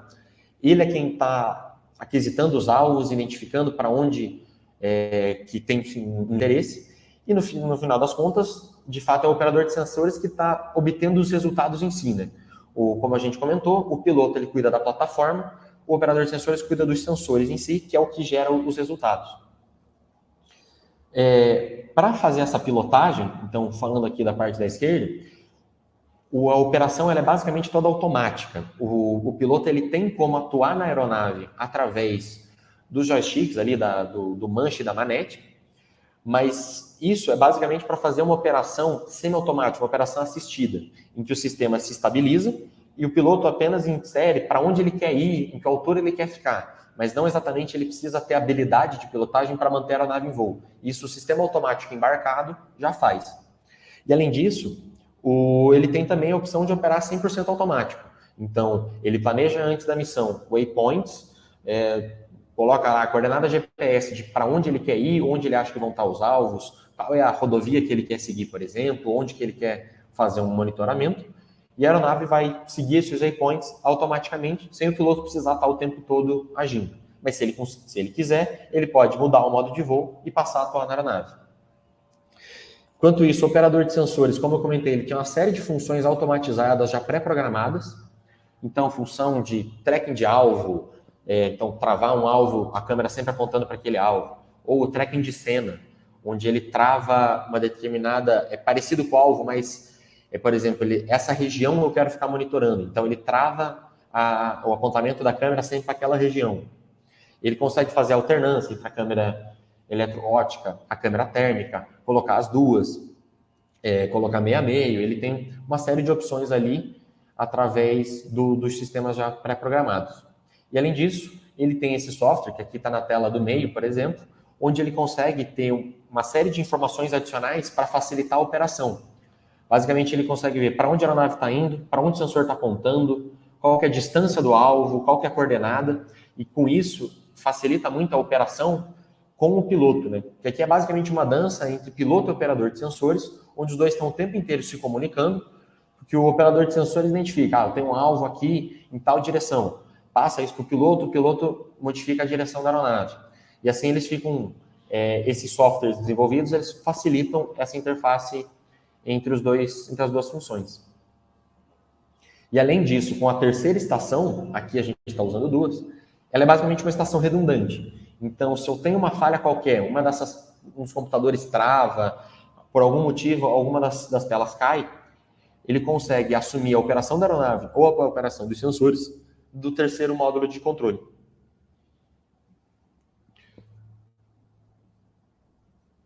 Bom, basicamente com isso, eu apresentei um pouco de todas as partes do sistema, onde a gente tem uma aeronave, os sensores, um terminal de transmissão de dados e uma estação de controle em solo. Mas esse sistema também, dependendo do tipo de missão que você quer executar, das capacidades operacionais desejadas, ele pode ser expandido de forma a permitir uma operação contínua, uma operação em esquema de rodízio. Então, por exemplo, você pode ter, em vez de uma aeronave, 3 aeronaves integradas no sistema. Aí você teria também, ao invés de um sensor de cada tipo, por exemplo, você teria 2 sensores, 2 câmeras, 2 radares. E além disso, pensando em solo, ao invés de ter só um terminal de transmissão de dados, 2 terminais de transmissão de dados. Esse aqui seria o sistema completo, o sistema com tudo que tem direito, digamos assim, que é um sistema que dá uma capacidade operacional ainda maior. Tudo depende, né, do tipo de missão. Como que seria isso? Então, fazendo uma ilustração aqui. Por exemplo, a gente teria a estação de controle, aqui desenhada, por exemplo, embarcada num caminhão, e aí você teria, num sistema comum, lá uma aeronave na área de interesse, onde executando a missão de fato, a aeronave que está ativa aqui, com um conjunto de sensores. Por exemplo, com o gimbal, lá, as câmeras eletroótica e térmica, e também com o radar. Essa aeronave está fazendo a comunicação através de um dos terminais de transmissão de dados. Ok, a operação está ocorrendo. Agora, quando chegar, por exemplo, o final da autonomia dessa aeronave lá, está chegando no final do combustível, próximo das 10 horas, a aeronave ela vai ficar sem combustível, ela tem que retornar para pouso, e você perderia a capacidade de manter a vigilância na área que você estava, por exemplo. Para isso, você teria esse sistema expandido, onde você teria uma segunda aeronave que ela estaria se deslocando para a área. Então, enquanto está acabando o combustível da primeira, tem uma segunda aeronave com um gimbal próprio, com radar próprio, por isso você teria os sensores dobrados também, e essa segunda aeronave está se comunicando com o segundo terminal de transmissão de dados. Então, você tem aqui tudo dobrado para permitir que você tenha 2 aeronaves operando ao mesmo tempo, e aí essa aeronave a aeronave 2, ela pode chegar onde estava a 1, manter o monitoramento, enquanto isso a 1 retorna. E ainda, para você ter mais robustez, mais disponibilidade do sistema, você pode ter o terceiro avião, que seria um avião de prontidão. Então, ele não precisaria estar com os sensores embarcados ainda, mas se eu tenho uma pane em algum dos 2 aviões, alguma coisa que impeça eu retomar o voo, eu consigo embarcar os sensores que estavam em um avião, nesse avião 3, e aí, quando acabar o combustível do 2, eu vou lá e eu torno 3. E assim vai, você fica fazendo um esquema basicamente de rodízio. Com esse esquema de rodízio, você consegue uma operação continuada. Então, aquela autonomia que era 10 horas, ela passa a ser virtualmente ilimitada. Então, eu posso fazer uma operação de 24, 48, 72 horas, por exemplo, mantendo vigilância numa área de interesse. Aqui, o gargalo passa a ser pessoas, né? O cansaço do operador, a quantidade de pilotos disponíveis que você tem para ficar revezando. E isso sem você precisar ter vários sistemas, várias estações de controle, vários pontos. Você consegue, no mesmo sistema, ter essa capacidade. Finalmente, estamos quase fechando aqui. Então, como o Emerson comentou, a gente estava há 2 semanas na mostra da Base Industrial de Defesa, lá em Brasília, onde a gente fez o lançamento desse produto. Então, basicamente, agora que a gente está começando a divulgar nosso primeiro produto assim mais focado no mercado de defesa e segurança, e o nosso primeiro cliente é o Exército Brasileiro, né? Então, um produto que a gente está desenvolvendo também visando atender os requisitos específicos do Exército, que é onde a gente vai empregar pela primeira vez esse tipo de sistema, justamente esse sistema mais completo que eu mostrei anteriormente, com várias aeronaves, 2 sistemas de comunicação, vários sensores. E aí eu aproveitei aqui para colocar um vídeo do Exército Brasileiro, então aqui que o pessoal do Comando Militar do Oeste, do CMO, divulgou justamente mostrando um pouco da visão deles de como esse sistema será empregado, né? Então, esse sistema ele vai ser empregado no CMO, lá, Comando Militar do Oeste, e ele está vinculado ao sistema CISFRON, ao programa CISFRON do Exército, que é um programa de monitoramento de fronteiras, justamente na parte de inteligência. Então, onde eles vão ter essas aeronaves para fazer as missões de vigilância de fronteiras.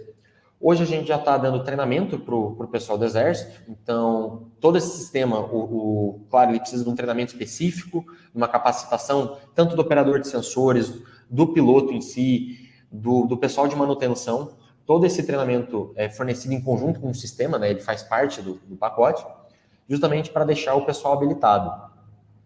Aqui tem algumas imagens de dentro da estação de controle, né? Como que é a operação, a decolagem.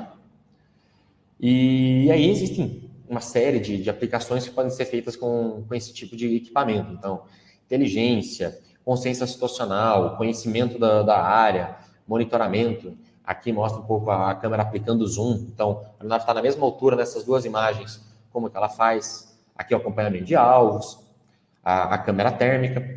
Então, justamente focado nesse primeiro momento dentro do Exército para a parte de vigilância de fronteiras, mas tem uma série de aplicações diferentes que podem ser feitas, tanto pelo Exército, Marinha, ou outros tipos de forças e entidades de segurança e defesa. Bom, falei pra caramba, desculpa que às vezes eu falo um pouco rápido, talvez tenha atropelado um pouco em alguns trechos, mas basicamente era isso que eu tinha para mostrar, aqui um pouco sobre o Nauru. Então, aqui meus dados. E aí eu posso depois colocar ali no chat também, né? Tá ótimo, Gabriel. Ok, vou parar o compartilhamento aqui. Perfeito. Nossa, show. Muito bacana, muito orgulhosos aí como brasileiros de vocês estarem produzindo esse equipamento aqui no Brasil, né? Para atender a defesa e até tem algumas perguntas relacionadas a outros potenciais clientes, tendo em vista o potencial. A gente sabe que não é um equipamento, claro, que vai ter digamos, um custo de investimento maior, mas em compensação ele apresenta uma autonomia, uma riqueza de coleta de informações absurda, né? Não é isso, Gabriel? Exatamente. Os teus dados ficaram gravados aqui na imagem, né? Nós estamos transmitindo também pelo YouTube. O vídeo vai ficar lá disponível para replay, mas se você puder digitar no chat ali os teus dados também, aí facilita para quem está nos acompanhando ao vivo, tá certo? Beleza. E enquanto isso, eu queria fazer algumas perguntas. A gente tem espaço ainda para alguns minutos de perguntas, né? Beleza. Tudo bem? Podemos ir? Claro. Você falou ali na questão da operação, né? Que você tem digamos, um trailer ali, né? Onde vai o sistema de operação e também ele pode levar o equipamento desmontado, como você falou. No caso da operação por um tempo maior, um tempo continuado, né? Você até comentou que isso pode se estender a horas, talvez até um dia todo, né?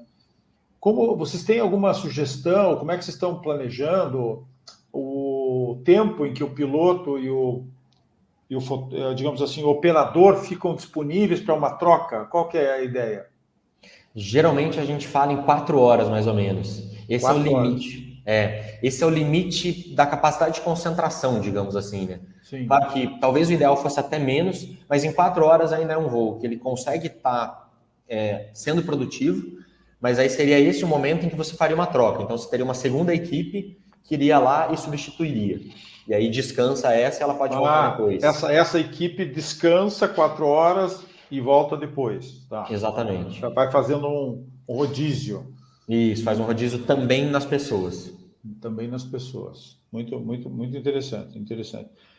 Você colocou muita informação, talvez você tenha falado, mas não tenha passado essa informação batida, mas em relação à autonomia, eu lembro, em relação à distância em que é possível operar o equipamento a partir da estação de controle, qual é essa distância máxima? São 60 quilômetros. Okay. Então, a partir da estação de controle, um raio de 60 quilômetros. Um raio de 60 quilômetros, tá. Isso. Então, somando com o diâmetro, né, de 120, vamos pensar Exatamente, assim. Exatamente. Então, seria um círculo de 120 quilômetros de onde pode estar fazendo a operação. Perfeito, muito bom, muito bom. E falando em termos de usuário, né, a gente sabe que você já falou bem, e o caso da defesa, a gente já tem, digamos, uma noção de como vai ser utilizado. Eu imagino que para a Polícia Federal, talvez, você tem alguma ideia de o potencial uso para, por exemplo, para a área privada, né? Como é um equipamento caro, e a gente sabe que tem necessidade de vigilância, por exemplo, em grandes fazendas, ou talvez num grupo de fazendas grandes que possa, eventualmente, se cotizar e ter um equipamento desse, não tanto para fazer mapeamento, porque para isso existem outros equipamentos, e claro que pulverização, outros, né? Mas a questão da vigilância, né? Porque eu lembro que uma época tinha até risco de roubo de safra durante a noite. Como que vocês analisam esse tipo de potencial de uso para esse equipamento ou para outros que a Expomoto fabrica?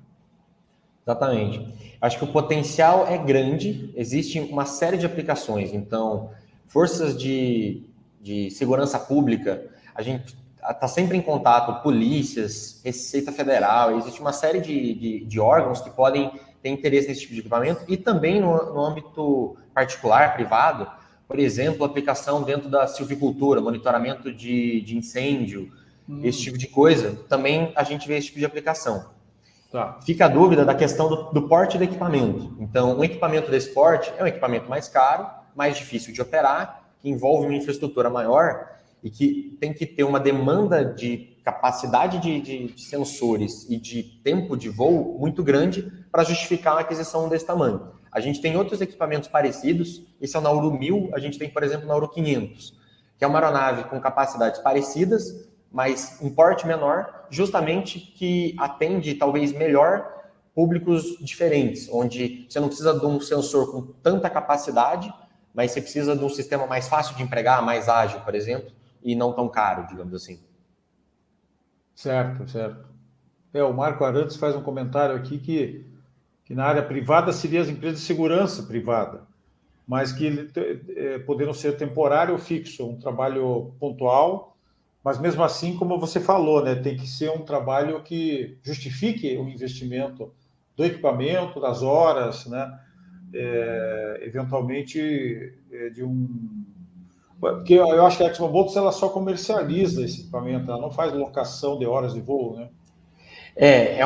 Assim, são modelos de negócio que podem ser estudados, porque justamente dependendo, faz mais sentido a prestação do serviço do que a compra em si. Hoje a gente trabalha principalmente com a venda, mas não é inviável uma prestação de serviço. Fazer um projeto específico, um estudo, né, para fazer Exato. isso, uma prestação de serviço. Eu acho que é interessante. Exato. Uma aplicação que a gente vê também é o pessoal fazendo acompanhamento de comboio, por exemplo. Você tem uma carga de alto valor agregado, você precisa fazer um acompanhamento. Hoje é muito comum fazer isso com helicóptero, que é ainda mais caro do que fazer com drone. Então, é o tipo de aplicação que é possível. É verdade. Que você está transportando, às vezes, no comboio, um valor altíssimo, né? Exato. Interessante. O Eliton Cordenuzzi, ele pergunta, ele é de Santa Maria, no Rio Grande do Sul, qual seria o custo? Uma ideia de custo, eu sei que sempre é complexo falar em valores no equipamento complexo, mas você poderia dar alguma ideia de custo do sistema, composto também pelo treinamento, Gabriel? Exatamente, depende muito, principalmente no sensor, esse é o que mais varia, porque é onde está o maior valor agregado, digamos assim, e depende, eu mostrei ali sistema básico, sistema completo, então, mas geralmente para um sistema desse porte é da ordem de $1 milhão, é dessa ordem de grandeza. Então, como eu falei, depende de uma série de fatores, se quiser eu posso até conversar depois em mais detalhes, claro. Mas é dessa ordem de grandeza, assim, para a gente não ficar sem uma resposta também, né? Não só sim, foi bom. Agradecemos aí, porque eu acho que a ideia mesmo dele era ter uma faixa, né? Eu acho que você passou uma informação que atendeu o Wellington, com certeza. Ok. Bom, eu acho que era isso, Gabriel, né? Foi muito legal a apresentação. Acho que esse assunto ainda vai ter muito desenrolar de novidades para o ano que vem, né? Eu tenho certeza que o próprio uso frequente pelas Forças Armadas e talvez por outros usuários, acho que esse assunto vai voltar a ser discutido, e lá na Drone Show, com certeza, a gente vai retomar esse tema de uso dos drones e principalmente dos sensores, né, para as áreas de segurança e defesa, aí juntando as duas, né? Tá certo? Beleza. Queria agradecer aí a tua participação e mandar um abraço pro Giovanni, que inclusive eu estava falando do Boaz Teixeira na apresentação anterior, que é instrutor de um curso, e o Giovanni também vai ser instrutor do curso de uso de drones para o setor agroflorestal, né? E é uma coisa admirável, né? O Giovanni, eu conheço ele há muitos anos, e em que pese o crescimento enorme da ExmoBoltz, o Giovanni não deixa de transmitir o conhecimento dele, né? Através de disponibilizar esse tempo para passar essas informações num curso de meio-dia, mas que ajuda muito para quem está entrando na área ou para quem quer se especializar mais, para receber os conhecimentos aí do Giovanni, né, Gabriel? Exatamente, ele tem bastante conhecimento. A gente aqui diariamente aprende com ele. Exatamente. E ele consegue achar tempo, ele me falou que ele gosta de fazer isso, né? Então, é muito legal que a gente conta com o Giovanni também, não só como empresário ali na feira, junto com a equipe que você faz parte, mas também com um tempo para ele passar o conhecimento dele. É o que eu chamo de evangelizador, né? Aquele que entende bem do assunto, que tem boa didática e não se furta em passar a informação para espalhar a informação. Né? Exatamente. Tá bom, eu que agradeço essa oportunidade, espaço para a gente conversar um pouco. E estaremos lá na Drone Show também, se tudo der certo com esse equipamento lá exposto. Opa! Vamos fazer tem que fazer um projeto legal. O stand de vocês é bem grande, mas eu acho que... Vai ser difícil caber, né? Não, mas acho que dá. Se passar um pouquinho no corredor ali, a gente finge que não vê, né? Beleza. Tá bom? Obrigado novamente, né? Eu queria agradecer a todos que estão nos acompanhando aqui, né? Mais esse ano que está se encerrando, é o último evento nosso do ano, né? Que fecha aí uma sequência de quase 90 eventos online que a gente fez, né? E esse último capítulo, último episódio dessa série de eventos verticais. Ano que vem a gente está preparando umas surpresas aí, porque eu costumo dizer, né, que nós somos muito conhecidos pela Drone Show, mas não dá para se atualizar só em 3 dias por ano, né, Gabriel? Com certeza. A pandemia nos fez acelerar, nós todos, né, a ânsia de pegar informações, a vontade de pegar informações pela internet, isso vai continuar, porém, a presença, o evento presencial é fundamental para complementar esse processo, né, o engajamento do evento presencial é importante, né, Gabriel? Com certeza. Tá bom. Mas é isso, é muita coisa acontecendo muito rápido, né? Exatamente. Um abraço para você, Gabriel. Um abraço para todos que estão nos acompanhando. Agradeço o Guilherme aí, que estava na retaguarda aí, dando um apoio. E até o ano que vem.